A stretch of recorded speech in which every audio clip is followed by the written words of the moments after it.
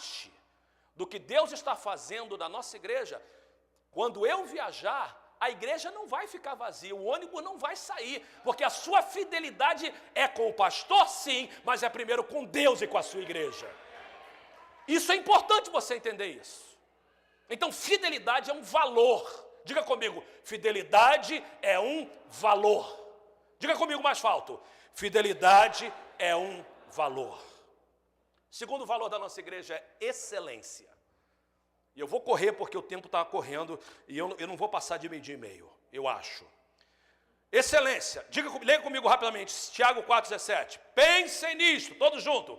Pensem nisto, pois quem sabe que deve fazer o bem e não faz, comete pecado. Comete o quê? Pecado.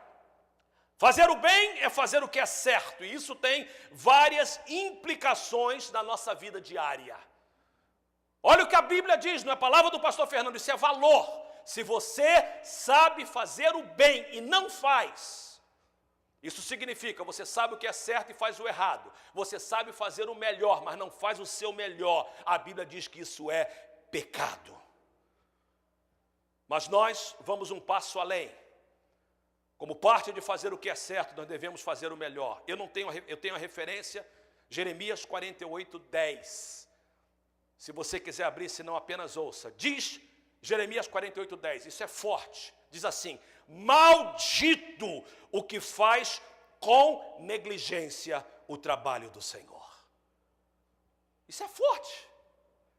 Maldito o que faz com negligência o trabalho do Senhor.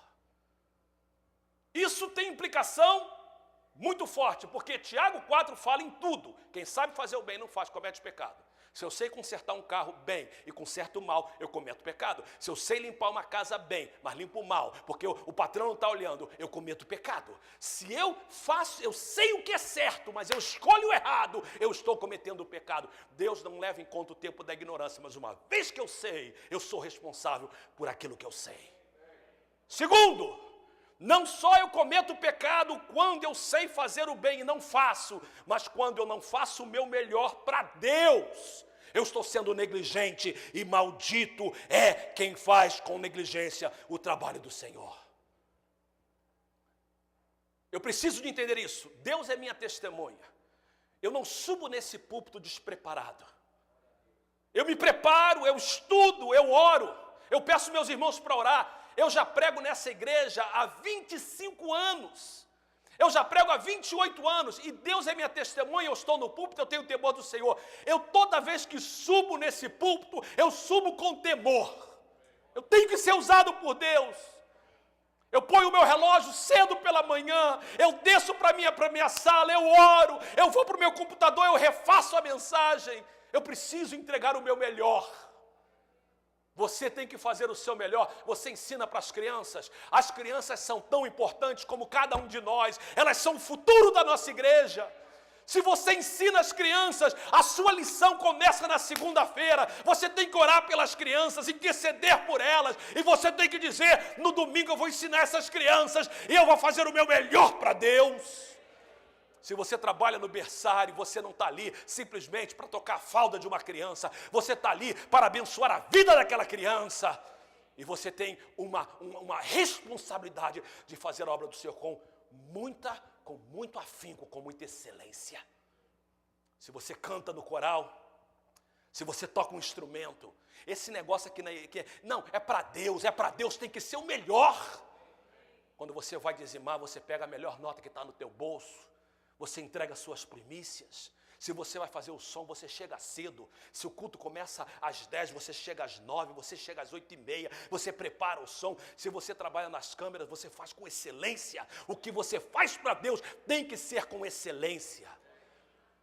A nossa igreja precisa de ter isso como valor. O que eu faço para Deus, se eu sou diácono, eu vou fazer com excelência, eu ponho a minha melhor roupa. Ninguém precisa de usar terno e gravata, a não ser eu que prego e os diáconos. Eles têm que estar bonitos. Eles têm que estar, eles são a carta de entrada da igreja, cartão de visita da igreja. Eles têm que ser cheios do Espírito Santo.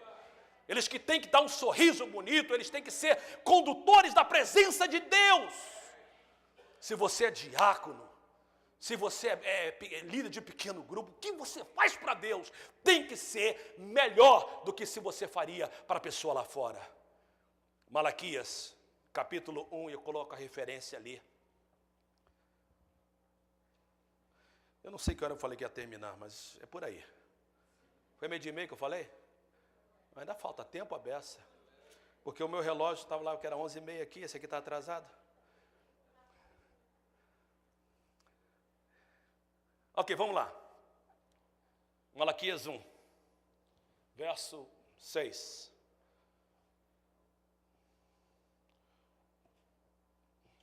Muito linda essa passagem. O filho honra seu pai, o servo, o seu senhor. Se eu sou pai, e Deus é pai, diga amém. Deus é pai, diga amém. Se eu sou pai, onde está a honra que me é devida? Se eu sou Senhor, Deus é Senhor? Amém. Onde está o temor que me devem? Pergunta o Senhor dos Exércitos a vocês, sacerdote. É só para o pastor. Não, você é sacerdote de Deus também. Já vi que você é servo, é dispenseiro, é para você. São vocês que desprezam o meu nome. Vocês perguntam de que maneira temos desprezado o teu nome? Trazendo comida impura ao meu altar. E mesmo assim ainda perguntam, de que maneira te desonramos? Ao dizerem que a mesa do Senhor é desprezível. Na hora de trazerem animais cegos para sacrificar, vocês não veem mal algum? Na hora de trazerem animais aleijados e doentes, como oferta também não veem mal algum? Tentem oferecê-lo de presente ao governador. Dá ao teu patrão o que você faz. Gente, amanhã, se o teu trabalho paga por hora e você começa às 8, você chega às 8, porque é o teu patrão. Quando você vai à corte, porque você pegou uma multa, porque estava correndo demais, e o juiz entra, quando você vai numa corte, ninguém mastiga chiclete lá. Se você está usando o chapéu, tem que tirar o chapéu. Quando o juiz entra, todo mundo levanta. Ninguém tem celular dentro de uma corte, porque se tiver celular, você perde o celular. Mas na igreja, celular tocando, text message, mastigando chiclete, sem prestar atenção, chegando atrasado, ainda fazendo barulho para atrapalhar os outros. Deus fala, é isso que você faz lá fora. Aí verso de número 12, Deus diz assim, mas vocês o profanam ao dizerem que a mesa do Senhor é imunda, que a sua comida é desprezível. E ainda dizem, que canseira! E riem dela com desprezo, diz o Senhor dos Exércitos. Quando vocês trazem animais roubados, aleijados, doentes e oferecem em sacrifício, deveria aceitá-lo de suas mãos? Pergunta o Senhor. Maldito seja o enganador, que tendo no rebanho um macho sem defeito, promete oferecê-lo e depois sacrifica para mim um animal defeituoso, diz o Senhor dos Exércitos. Eu sou o grande rei e o meu nome temido entre as nações. Deus está dizendo o seguinte, se você prometeu fazer o melhor e pode fazer o melhor e não faz, você não está fazendo com excelência. O segundo valor da igreja é excelência. O que você faz para Deus? Você dirige oração com excelência. Pequeno grupo com excelência. Canta com excelência. Toma conta de criança. Prega com excelência. Terceiro valor, espiritualidade. Lê comigo Romanos 12, parte do verso 11. Todos juntos, diz a palavra de Deus. Sejam fervorosos no Espírito. Todos juntos? Sejam fervorosos no Espírito. A palavra fervoroso que está em negrito, a ideia da palavra original, é de uma água fervendo pelo calor do fogo. Água fervendo pelo calor do fogo. Nós recebemos a palavra da salvação, que é simbolizada pela água. Toda vez que você se entregou para Jesus, a água te limpou. Todos nós temos dentro de nós água. A Bíblia diz que duas coisas têm que acontecer com a água. Você tem que transbordar, isso é outro assunto. E não só você tem que transbordar, mas a água que está em você tem que estar fervendo. Os meus alunos de grego de quinta-feira, e eu tenho um grupo de 6 pessoas que estão estudando o grego do nível 3, excelentes alunos, os melhores que um professor podia ter.